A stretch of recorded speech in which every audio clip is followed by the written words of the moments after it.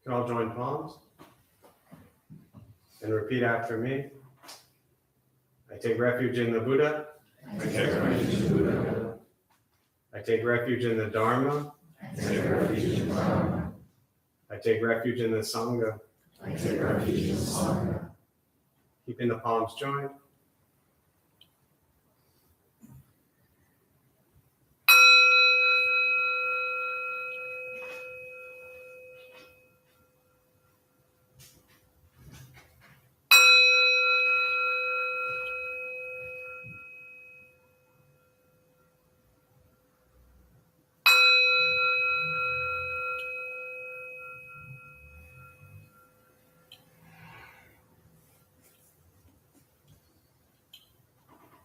Put the palms down.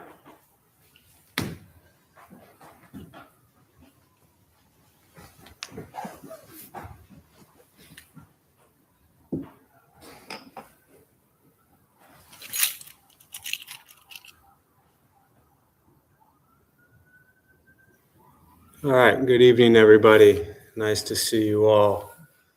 It's always one of the hardest things when you try to bring Buddhist teachings into a Western culture because most people don't know what that means. And, people come here to get quiet, to get peaceful, not to listen to chaos. And it's why they're viharas or sacred spaces. So the idea is that the moment you enter, it's an opportunity to become mindful and aware of where am I? Am I hanging out at a restaurant bar like I normally do or wherever I'm at? Or can I just get quiet? And for a lot of people, that's really uncomfortable. And if you're here for the first time, then hi, welcome. I'm Jeff. Nice to meet you. But it really is just reminders that when you come to sacred spaces, get quiet. And as the talking gets louder and louder and louder and louder, then half the people in here who are coming here to get quiet and sacred and be with their own silence have to listen to the noise just like they're at a restaurant. So it's just a reminder to everybody, which I like to do once every probably 3 months, just to pay attention to where you are and think about how that impacts other people. Because the people you're talking to, like, they're right next to you, They can hear you quietly. So when you come in on a Tuesday night or anytime, just be mindful and aware of where you enter. It's more of a Shinto, well, it's not more of a Shinto thing. It's definitely a Shinto thing. But if you've ever seen the gates, they're called torii gates. And maybe you've seen images of them, but kind of this, really bad at describing it, but this thing that goes like that with the two things like this, post, poles, gates, how's that? The things like this and the things like this, right? And they're large and it's a gate and you walk into it. And the idea is that as you enter this gate, the outside is the madness, the secular, the crazy world. And as you enter it, you transform into the quiet, sacred space. So you're leaving that world out there. Suzuki Roshi, who built San Francisco Zen Center, kind of 50s, 60s-ish, he said that when you bring Buddhism into a new culture, it's like holding a flower next to a rock and expecting the flower to take root out of the rock. And that's how difficult it is. And I don't even know if he was talking about America at that point in time. He said it takes about 100 years. I think we're probably at about 250 years it'll take now. It'll take a while. This country is very opposite of what Buddhist culture and Buddhist practice really is. And so just keep those things in mind. And then it's an opportunity that when you enter places like this, then you get to ask yourself, how do I enter everywhere? How do I show up to spaces? Do I come with this very loud energy? Or can I just get quiet? And it helps us become aware of what we're like when we go into every situation. If you're at school, if you're with friends, if you're at home, if you're at work, if you're at a bar, wherever you are. This practice teaches mindfulness. Mindful and aware of thoughts and speech and action. And so everything you do is an opportunity to become mindful and aware of everything you think, everything you say, and everything you do. And that's really difficult for a lot of people, for most people. I've been trying this, as I always say, failing at it for 25 years. It's really difficult to become mindful and aware of what you think and what you say in each moment, and then looking at the intention behind it. So that's why places like this are there, to remind us, hey, maybe we need to just pause and get quiet and listen. So with that, we'll start with the meditation practice. For those who are joining virtually, thank you for being here. Feel free to introduce yourself. There's a chat box there on the screen. If you have any questions, when we get to that point, you'll be able to put them there as well. So a couple things I'll tell you before we begin with the meditation practice. Nothing's going to happen to you. You're not going to float away. You're not going to have any mystical, magical experiences. The mind that races all day long is not going to shut off. Don't judge your practice, meaning don't ask yourself, is it working or not working? Are you doing it right or wrong? We're just going to sit. We're going to breathe. You'll hear sounds inside the room, sounds outside the room. This is life. Life is filled with chaos. And this practice is learning to get quiet and still within all of the chaos. Posture, if you want a cushion, often it helps slide into the front third. Pushing the stomach forward allows the back to straighten. If you're on a bench or chair, however you're seated, just trying to sit up straight, relaxing the shoulders, hands are on the knees or lap, whatever's comfortable. I will guide us as we begin, and we'll settle into a little bit of silence. Most important with this practice, do not expect anything. We're just going to sit and breathe.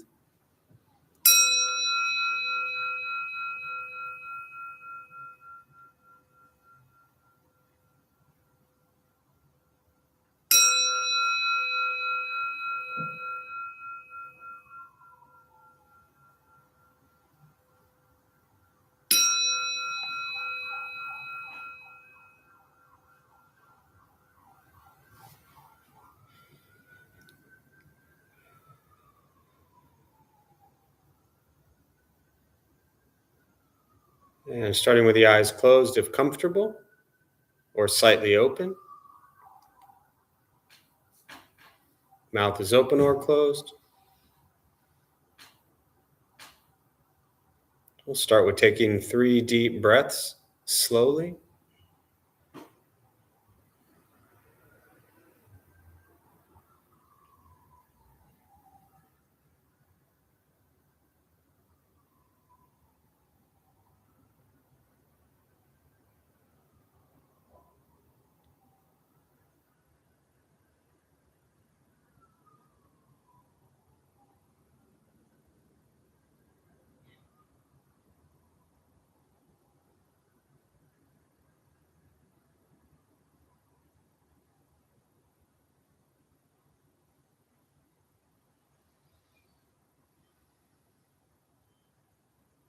And eventually settle into a natural rhythm of the breath.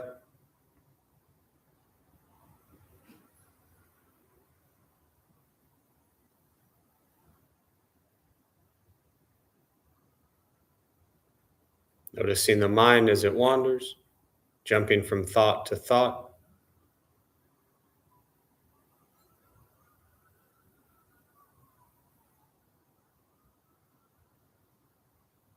We'll start with gently guiding the attention, focus to the stomach or chest.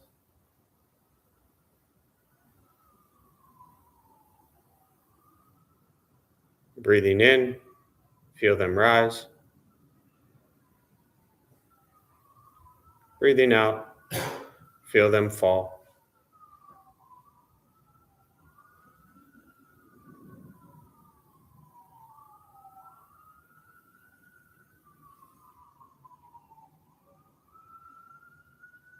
Simply continue this practice, observing sensation of breath.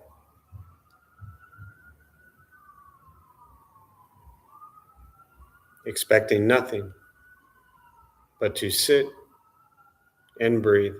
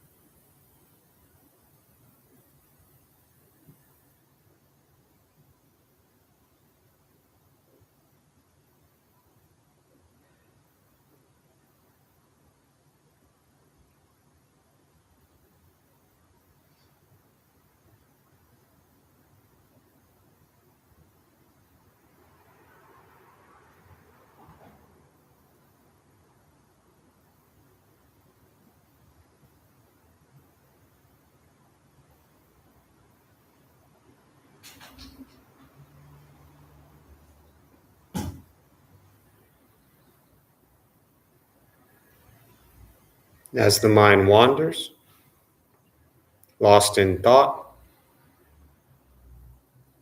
recognize it, release that thought, return attention, focus to the breath.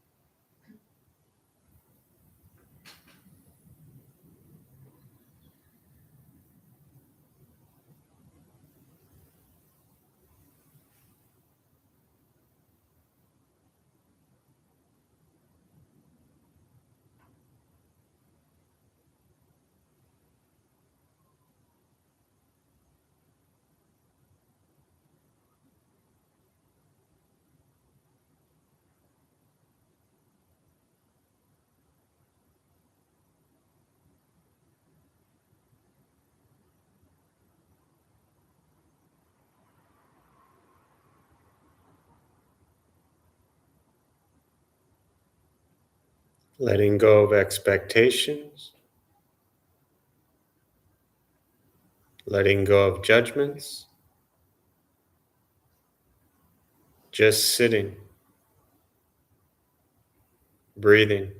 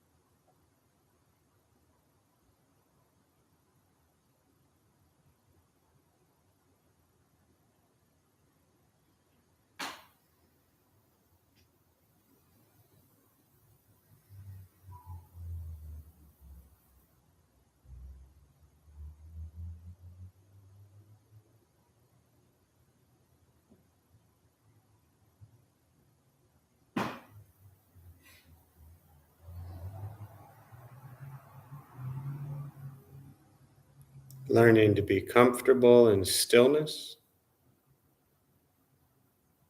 in quiet, wanting nothing but to sit and breathe.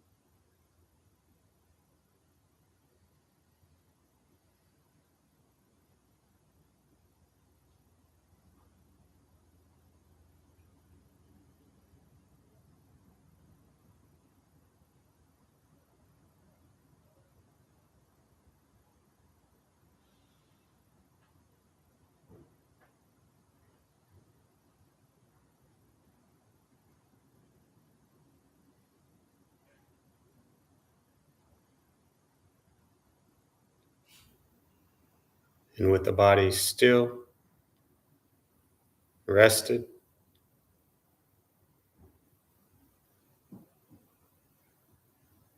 and the speech quiet, aware of all sounds,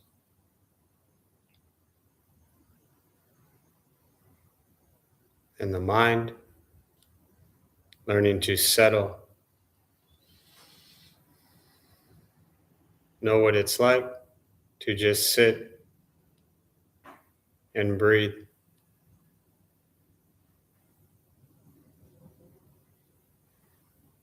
Knowing with each breath, there's nothing else to do, nowhere else to go, and no one else to be.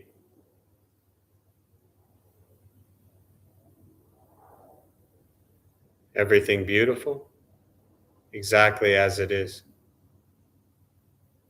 Sitting, breathing.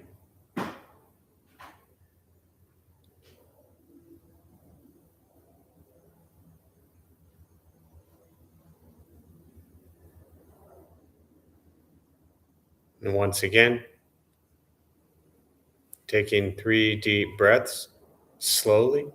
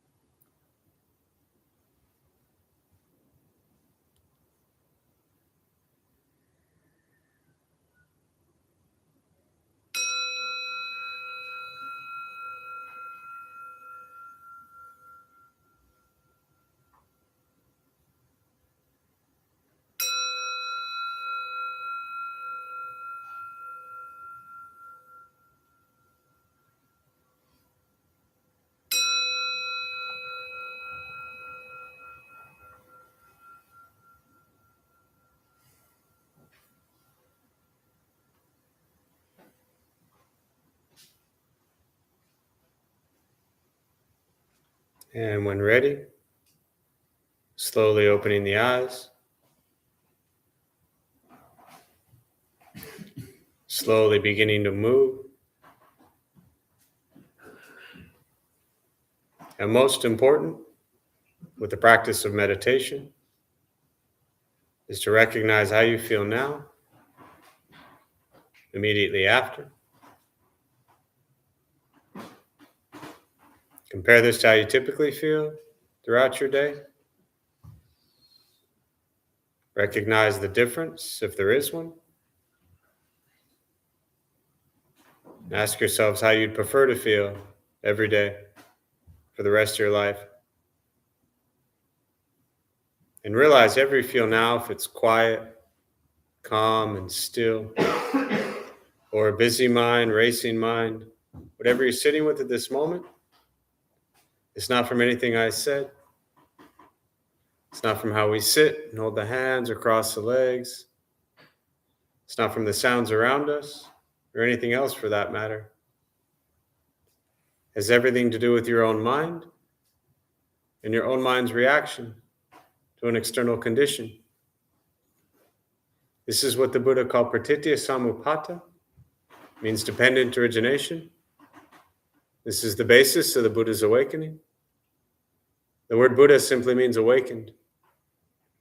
He was a human being, no different than any one of us, who began to understand why he suffered, why he got angry, sad, depressed, stressed, anxious.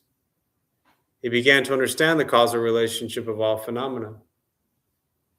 And what that means, very simply, for all of us, regardless of where you come from or what you believe in or where you think you're going, your whole life is filled with things that happen.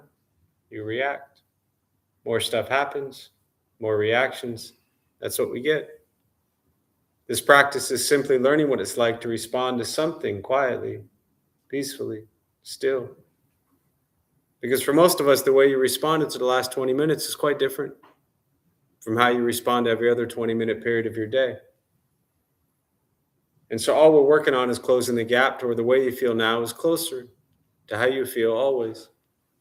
Just as driven, motivated, productive, successful, whatever that means to you in your respective lives. But with a mind that's steady, clear, focused, distracted by nothing, and disturbed by no one. This is not an easy practice. It's not necessarily fun. It's not an escape, as often people think it is. It is direct perception into the present moment. And the present moment, as we know all too well, is filled with conflict, chaos, difficulties, challenges. So this is learning to be with life as it arises. Meditation is a training. Trainings are not easy. They're hard work. They're not escapes. They take practice. But meditation is free. Buddhist practice is free. It's just sitting, breathing, becoming aware of everything you think, everything you say, and everything you do in each moment. It's an opportunity to just reflect back on yourself. We spend so much time trying to fix, change, control, manipulate everything outside of us, hoping they do this, hoping they do that, wishing they would do this, wishing they would do that. And I'm not suggesting the actions of others are not important. They are. They have a huge impact on us, and we should engage with it. But we should engage with it coming from a place of loving kindness and compassion, not from a place of hatred and anger. So as we go into the world to create a world that we'd like to see, we're coming from a place that starts with taking care of ourselves. And that's not easy. It's not a 6-week course. It's not 3 months and you're done. Every single day it is a practice. Because every single day people will do things that challenge you, trigger you, bother you, annoy you, frustrate you, irritate you. That will never go away. The world has been a mess for a long time. The world is a mess now, and the world will continue to be a mess. But are you? That's this practice. And that's not always fun, because it's a lot easier to just point fingers and blame everybody else for all the problems that are going on. Again, not saying there aren't problems going on. Many of us can sit in places of privilege and say everything's fine, but it's not. But that's not this practice. This practice is looking at what we think, what we say, and what we do, and how that can create change in a beautiful way. But it takes time. So with that, I'll pause. For me, I always really prefer just to respond to questions, meditation, Buddhist practice, anything you're sitting with. To those who are joining virtually, again, welcome. Glad you're here. Feel free to say hello as you are. If you have any questions, put them on the chat box. I'll do my best to respond. And we'll use the rest of our brief time this evening for questions.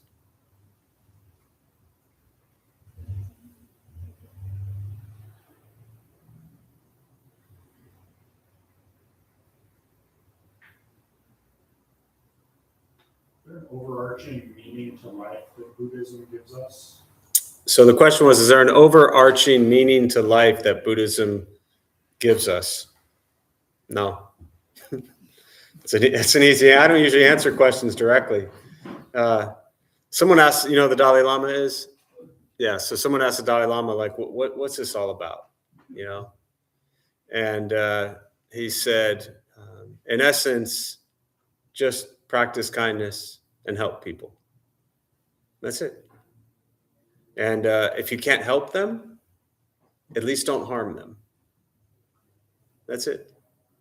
So for me, I've always seen that as a really beautiful response, especially for a Western audience that for most people coming to Buddhism in the West, many of them, us, grew up with these very different beliefs that there is some meaning, right, or some overarching point to all of this. And in essence, to me, what I get from that teaching is the point is to just practice kindness. And that looks different in different ways, right? Kindness doesn't mean be a doormat. Sometimes kindness is tough. But I find that, you ever seen the movie City Slickers? Great movie. Who here has seen it? Dana? A few, yeah, a number of you. So don't ruin it for, I forgot your name already. Say again? Andrew. So don't ruin it for Andrew. But in the movie City Slickers, you will find out in a 2-hour movie, Billy Crystal and a bunch of other like 40-year-olds having this midlife crisis, whatever. And they actually give you in this movie the meaning of life and what it's all about. And he says it's all about one thing, but you're going to have to watch the movie to find out what that one thing is. So between Dalai Lama's answer and what Billy Crystal got, I think we're pretty good. But I think often, that was serious too. But in all seriousness, with Buddhist practice, it's a way of life. The teachings are, yes, it is a religion. It's one of the world's largest religions. But there's no belief in a God in Buddhism. There's no higher power in Buddhism. To confuse you even more, there's no self in Buddhism. So just to clarify all that. But ultimately, what it's really about is how do we bring these teachings as a philosophy and a way of life into anything we do? So for those who do have beliefs in gods and goddesses and higher powers and heavens and all those types of things, how do you bring this philosophy and way of life to make sure you get to heaven? A friend of mine who's Catholic years ago said to her, Buddhist teachings brought her closer to her Catholic faith. And I thought, she referred to it as a software upgrade. And I thought that was a really beautiful application of how you bring Buddhist teachings into potentially already existing religious beliefs. And so that way, within those beliefs, if there is some overarching meaning or places to go, then you can still have that and still go there. But yeah. What else?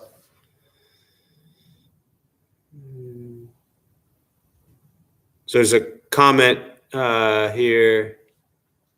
I heard someone say that looking for meaning might distract you from connecting with the moment and learn about the world. Yeah, that's another way to look at it, that, this idea of like searching for their, some meaning. Buddhist practice, especially with Zen practice, like every moment is a miracle. Every moment is beautiful. Every moment is incredible. And so if we're living, again, kind of back to this question of like this, the way to me Buddhism is practiced, if you're living moment to moment to moment and focused on each moment, that creates whatever the future is going to be. So that really is the practice. How can we focus on this moment?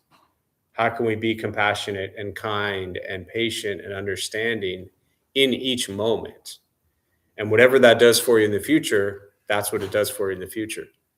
But yeah, so it really is about staying present. What else?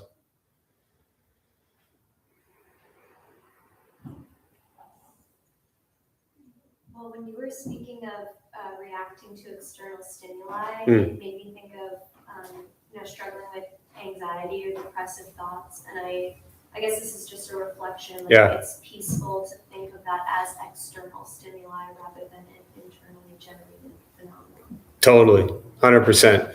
And I think that's again, I'm now just repeating what you're saying, so we're just going in these cycles of repeating the same things. But it's in essence, to me, how this practice is used. That I share this a lot, but something I heard someone say years ago was that for someone, maybe like for me who grew up really angry and depressed, right? Instead of saying like I was an angry and depressed person, I was a person experiencing anger. I was a person experiencing depression. So kind of echoing what you're saying, that these are things, emotions, ideas, thoughts that are external to us. We bring them in, we internalize them, we may sit with them for like days or weeks or months or years, but it doesn't have to, that anxiety doesn't have to define who we are. And the beauty of that is it then brings the hope, for lack of a better word, the idea, the inspiration that we know those will change. If we know that anxiety or fear or anger, whatever that emotion is external and it's not us, then it can also, if we brought it in and kind of internalized it, we can also get rid of it, or we can not internalize it. So it doesn't have to define us, although experiencing it definitely sucks, on all levels. And so then it's like, wow, here's depression. This sucks. Here's anger. This sucks. Here's anxiety. This is miserable. And you're able to actually take Buddhist teachings of impermanence and be with those emotions, not suppress them, not ignore them, not pretend they're not there, but actually sit with it. Be like, man, this is miserable. What does this feel like? And it's going to go away, whether it's an hour or 3 years. At some point, it'll go away. Yeah. What else? Thoughts or questions? Yeah. I was at the Metta class last week. Yeah. And they introduced, I forget, I'm going to butcher the word, the 4 Brahma, what's the Brahma Viharas? Yeah. If I recall, they said metta, compassion, metta, compassion, joy for the happiness of others, and metta, compassion, joy for the happiness of others. Equanimity. And equanimity. Thank you. But, nice work. Thank you. But what I noticed isn't there, and I'm wondering if it's in Buddhist practice of thought, is gratitude. Yeah. Gratitude for what we have. Sure. Yeah, I think, 4 Brahma Viharas, often really translated as the 4 foundations of mindfulness, which is loving kindness, metta, compassion, this idea of kind of sympathetic joy, right? Mudita, and then equanimity. It really is, just to kind of touch on that very briefly, it really is opportunities to reflect and engage on where do we experience or lack in our lives, loving kindness, right? Compassion, sympathetic joy, and equanimity. How do these play out in our lives? And to your question of gratitude and where does that come into Buddhist teachings, you don't, you're right. In a way, you don't necessarily hear that word a lot as like this direct, we have the 3 poisons, the second noble truth, which is dealing with, craving or desire or greed and anger and ignorance. So we overcome them with, right, this generosity, compassion, wisdom. So a lot of times you don't hear gratitude as kind of a key buzzword in Buddhism, but it's absolutely critical. And to me, I think it's in many ways embedded in all of the teachings, really. I think one example, statues for me are really incredible opportunities to reflect with the meanings and the teachings of them. And there's a statue where the Buddha is holding an alms bowl, and it represents generosity, right? That without people even just supporting food, giving the Buddha and the disciples food, they would have died, right? But it goes both ways. There's the gratitude, because you ever been given a gift and really taken it for granted? Yes. And then been given a gift and really felt gratitude and appreciation for it. So there's a huge difference there. And so with everything that we receive, I think there's an opportunity to have a tremendous amount of gratitude for what we receive. Also gratitude even for, the emotions that we might call painful, negative emotions, the anxiety, the fear, the sadness, depression, to be grateful for those, because that means we have a heart.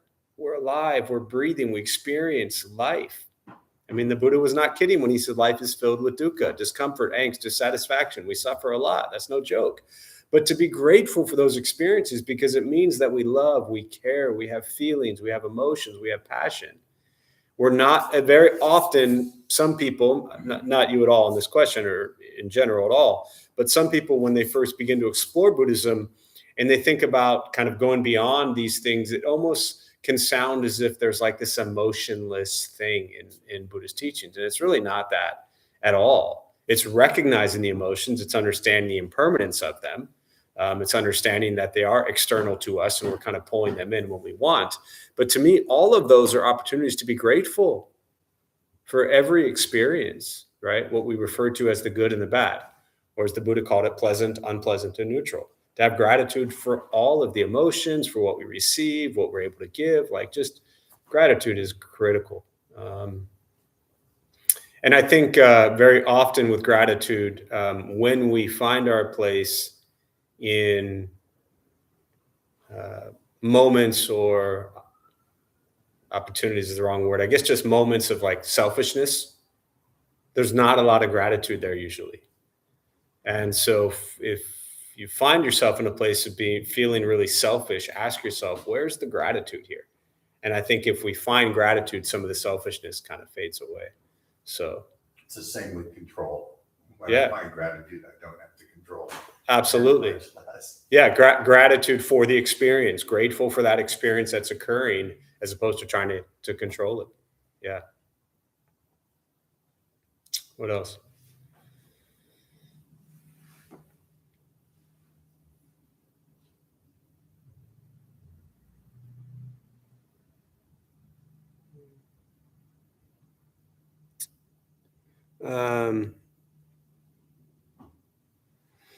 Yeah, so there's a comment here. I think it's referring to the comment. She is at where I'm at, so you're not alone. And respectfully, without being mean, I want to be open and kind. I'm being treated poorly. I'm struggling. I come starting fresh every day, and my balloon is popped daily. Yeah, the kind of the fresh start, the beginner's mind of approaching each moment, each day, as if you've never been there before. I'll touch on that very briefly for those who've never heard that. But this teaching about beginner's mind is that you're going into each moment, each experience, each encounter. Think of somebody that you've been angry at for like 20 years. You have anyone that you've been angry or miserable or frustrated at? You've been carrying this, hatred and pain, whatever, for 30 years or 10 years or whatever it is. There's a story in your head that you're telling about that person, about that experience. And beginner's mind says you're going to look at it as if you've never looked at it before. So you're going to try to set down some of the baggage, some of the stories, some of the resentment, some of the hatred, some of the frustration that you've been carrying in your heart and mind for so long, and see things from a fresh perspective. And this creates an opportunity to open the heart and open the mind, that potentially what you've been holding on to might do you some good to set it down for a little bit. So that's kind of the first part about approaching things in this beginner's mind fresh. And then you talk about the balloon being popped every day. Not an easy, I'm going to set this as kind of it was just a teaching I got a long time ago, where somebody asked, this was my master, and they asked him if he ever felt like he was being taken advantage of. And he kind of laughed and he smiled and he said, yes, every day. And he said, that's why I'm here. Now, I'm not saying I'm there. I'm not saying we're there, right? And I'll talk about this in a minute. I'm not suggesting, as I said earlier, that we become a doormat and allow people to just walk all over you. There's no Buddhist teachings that say allow people to, physically, emotionally, mentally abuse you. If you're in abusive, toxic, unhealthy relationships, remove yourself, maybe similar to this situation. But it's not always that simple, right? Maybe some relationships, some friends, whatever it might be, we can remove ourselves from. Some family members or other things might be a little more difficult. We can't just be like, I've gone to my Buddhist class for 6 weeks, I'm out of here, right? It doesn't always work that way. So sometimes we're just kind of stuck. And this idea of kind of, as Venerable Master Xing Yun said, that's why he was there, is that if you, and I'm going to introduce this not as something that we're going to get by next week, but if you can abide in this place of non-self, to me, what this teaching is getting at is that when we encounter somebody, when we have an interaction with somebody, and this is just stuff to wrestle with for the next 10 years, truly, when you encounter somebody, what do you have going into that encounter very often? A what? Expectation of what? Getting what you want. Meaning you have an expectation of how you want them to be. Now, if we have no expectation of how we want that individual to be, would you be disappointed? Or would you just be getting who they are? You'd be getting who they are. Now, again, in getting who they are, it doesn't mean you have to stay. But when you drop the expectation, ever had expectations put on you? How do those feel? Awful, heavy, it's tough. And again, this is not like a green light to just treat people like crap, right? It's not what this is about. So you have to kind of apply this to your own personal situation, your own personal life. But coming back to this question of your balloon being popped every day, if you go into every day saying my balloon's going to be popped, then your expectation is met. If you go into every day saying there's no balloon to pop, then there's no balloon to pop.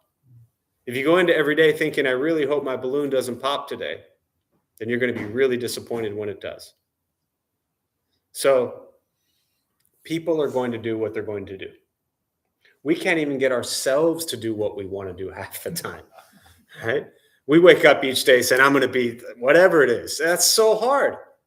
And then all of a sudden, midway through the day, all of a sudden now we've got all these expectations of how we want everybody else to be and how we want everybody else to treat us. And lots of people come into these types of worlds can't even be kind to themselves. Yet for some reason have some idea that everybody else is supposed to be kind to you. It would be wonderful if everybody was kind to us all the time. It would be wonderful if we were kind to everybody all the time. But that's just not reality. And so this practice of dropping expectations and meeting life as it is and meeting people as it is a really beautiful practice to where you're never disappointed. So Venerable Isur, Tibetan Buddhist nun, used to always say, learn to expect nothing from anyone ever, and you'll never be disappointed. So, yeah, what else?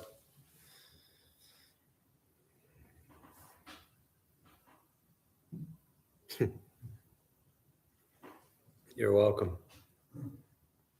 I guess I'm a little curious about the role that the body is expected to play in Buddhist practice. I know it's maybe I'm not framing this in No, you're good. But I know in meditative practice in Buddhism, awareness of the body is a pretty central component, at least to begin with.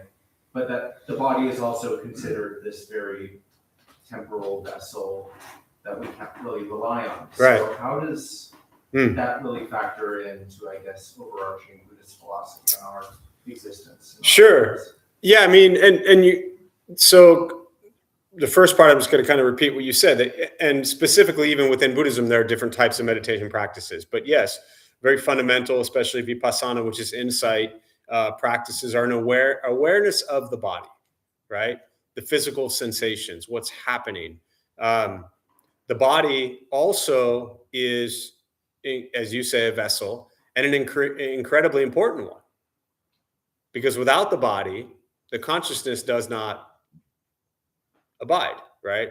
You've obviously read a little bit of Buddhist teaching, so it's called alaya vijnana, storehouse consciousness. According to technical Buddhist teachings, this is the consciousness that enters into physical body, and this is what gives what we call life.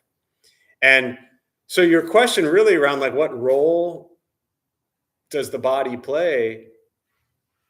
A big one. But also, as you said, you didn't use the word exactly, but it's impermanent.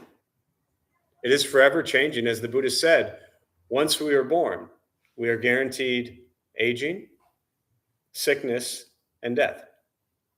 Now that might sound really depressing and miserable, but it's also what?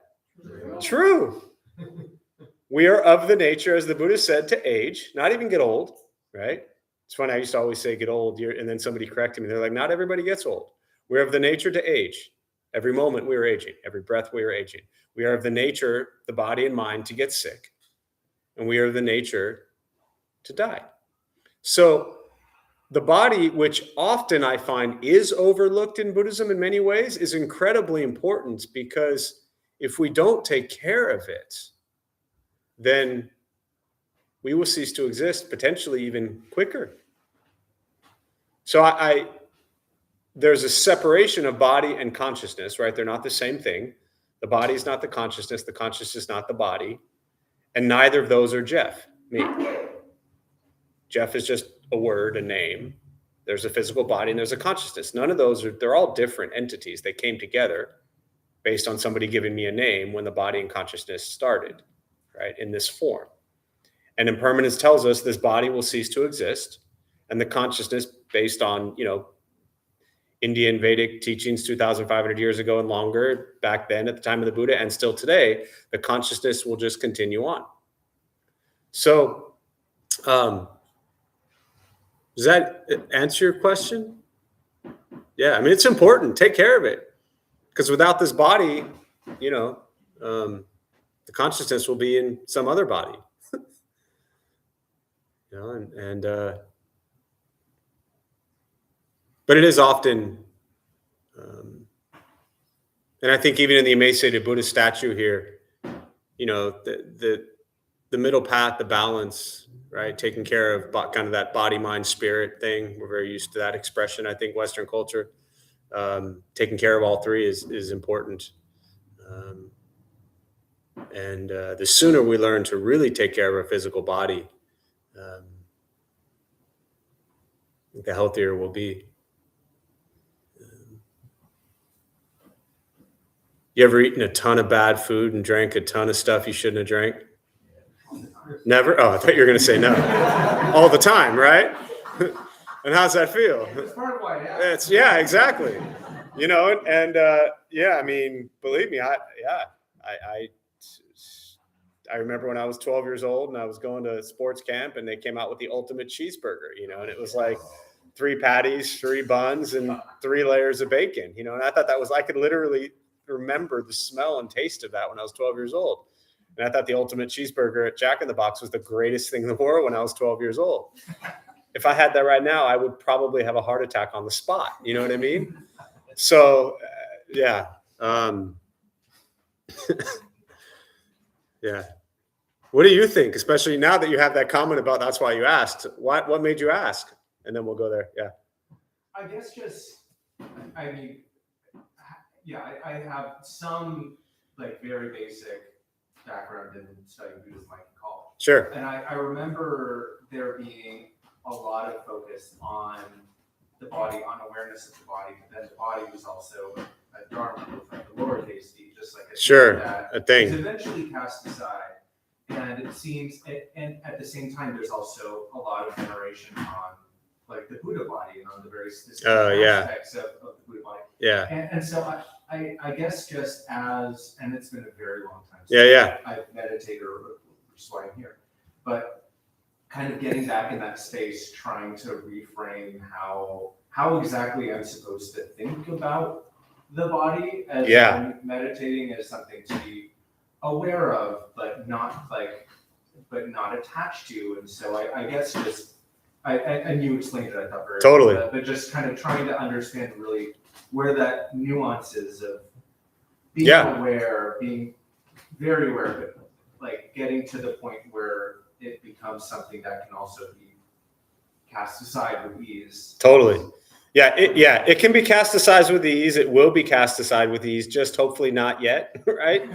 So, you know, it's like, if you've ever been on a ship, you know, you're on a cruise, the people are not the boat, but that boat's really important. Everybody's going to drown, you know? So, yeah, thanks for adding to that. Yeah, please.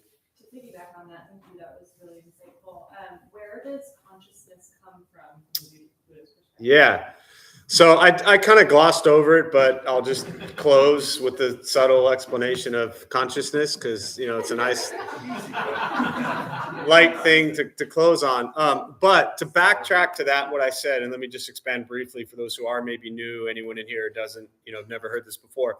At the time of the Buddha, 2,500 years ago, 500 years before Christ, they all believed in rebirth, or reincarnation, or continuation of consciousness. Kind of 3 phrases you'll hear in modern day: rebirth, reincarnation, or continuation of consciousness. There's many ways to explain it, but those are the 3 that I would always hear. And if you went up to somebody then, right, 500 years before Christ, as Hindu folks who believed in endless gods and goddesses, right, and you said to them, you got one life and then you're going to go to heaven or hell, they would have thought you were crazy. You go up to somebody today walking down the street and be like, yo, you're going to be reborn, or your consciousness is going to continue on, and they're going to think you're like high, right? So it's a totally different time frame. And it's always important. Well, I'll say this so I don't forget. You don't have to believe in rebirth and body rebirth to practice Buddhism. It's in some ways completely irrelevant. But it is really important to understand that when you look at Buddhist teachings, he was teaching to an audience, to a crowd, to a population of people that they all believed in a continuation. None of them thought that this was one life and then they were done. So how many of you came here tonight because you want to make sure you have a good rebirth? You got like a half a hand, right? At the time of the Buddha, that's what he was teaching. He said the only way to liberate ourselves from suffering wasn't by getting all the good stuff you wanted and making sure you live a happy life. He said the only way to free yourself from suffering is to, say again, whoever said that? Not to be reborn. Not to be reborn. Again, how many of you came here to make sure you're not going to be reborn? Nope. Well, sorry, one, right? Pretty much nobody. We're all here because we want to be happy. We want less anxiety, less anger, less sadness. We want the people to stop driving us crazy. We want all the world to get along. People aren't here because they don't want to be reborn. The Buddhist said, once you're born, you're guaranteed to experience suffering, and then aging, and then sickness, and then death. So back to your question, at the time, and to add, in India and much of the world today, they still believe in a rebirth, reincarnation, continuation of consciousness. But somehow in the Western world, we're like, no, this is the way now. One life, heaven or hell. That's it, folks. All that stuff, that was weird. I don't know. To me, the heaven hell thing, that seems weird, right? And I'm a Jewish kid. That never made sense to me. But without getting into all that, right? You ever watch Big Bang Theory? Yes. Young Sheldon? Yes. There's a great episode where young Sheldon challenges the pastor. It's phenomenal. He's like 12 and he's challenging him on heaven and stuff like that. It's phenomenal. But anyways, back to your question. What the teaching is in a very technical way. They call it alaya vijnana, as I said, storehouse consciousness. And the teaching is that when you have the sperm and the egg come together, you have this moment of conception, and you have this physical body, and you have this consciousness that enters. Tibetan Buddhism gets into very technical teachings around the Bardo stage. To your question, they say that the consciousness is in what's called the Bardo stage. Think of this like a cell phone lot at the airport. You're just kind of hanging out and waiting to re-enter into physical form. Sperm, egg, consciousness all come together. There you have life. Make sense? Perfect, right? So the idea is, where did that come from? Well, you go back to Nagarjuna, was a 4th century Buddhist philosopher. I think he did the best at explaining this stuff. And he, in essence, said, there is no beginning and no end. And that's really your question. Where does the consciousness come from? Well, you can't have something in Buddhist teachings. You can't have something come from nothing. So if you have consciousness, where did it come from? It has been around endless time, like forever. Like whatever a long time ago was, multiply that times 1 trillion. This consciousness has been continuously going and going and going. And now you have it in that, and all of our physical bodies have this consciousness that's been around for a very long time. And we think like 50 years is a long time, Like, well, I'm getting so old.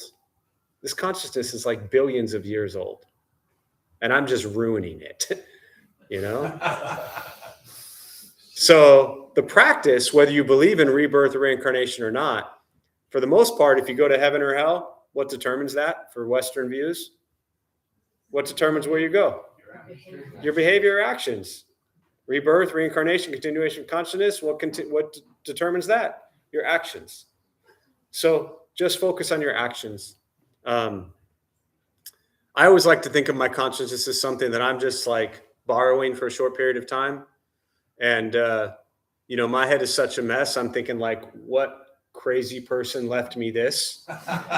And now I'm thinking like, okay, well, here's my opportunity. Purify is a really bad word, but that's what I tell myself. Here's a way to kind of purify and clean some of this mess up. So whatever this poor person is after me that has to deal with this gets it a lot better than I got. That makes sense? Yeah. So consciousness, it can't have something come from nothing. I don't know. I'm definitely going to close on that. We'll join palms. Many merit gained from this practice be transferred to all beings in all directions. May all beings be at peace. May all be free from suffering.